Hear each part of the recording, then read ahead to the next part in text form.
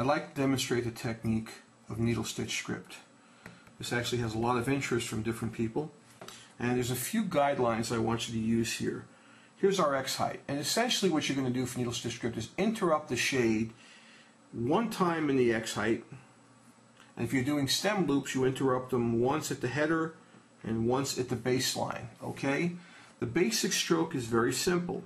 What you do, you don't actually lift the pen off the paper, you just pick up pressure on the pen. So you start off, for instance, with an I stroke. Pressure, release pressure, come back down with pressure, and come up again. Okay? And you can see a little interrupt here. And again, pressure, release, pressure, pressure, release, pressure. Okay, and you get this sort of little interrupt. You want to try and keep them all at the same height. And as a rule of thumb, either at the center of the X height or slightly below it. I typically make mine slightly below, so I'm going to take this lowercase a and make one in needle stitch script over here. Alright, so watch what I do now. Lead in, and I'll make my one interrupt.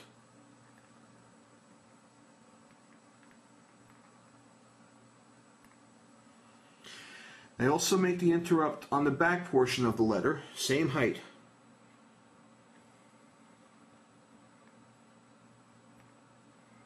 I'm not lifting my pen off the paper to do this.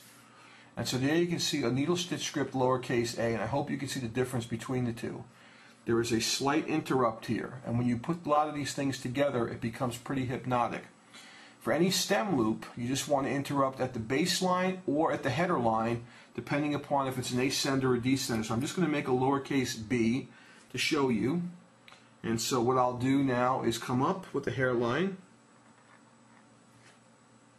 one interrupt at the header,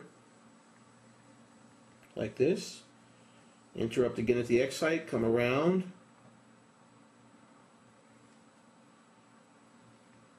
curve that out, and you can finish this with the stem loop if you like.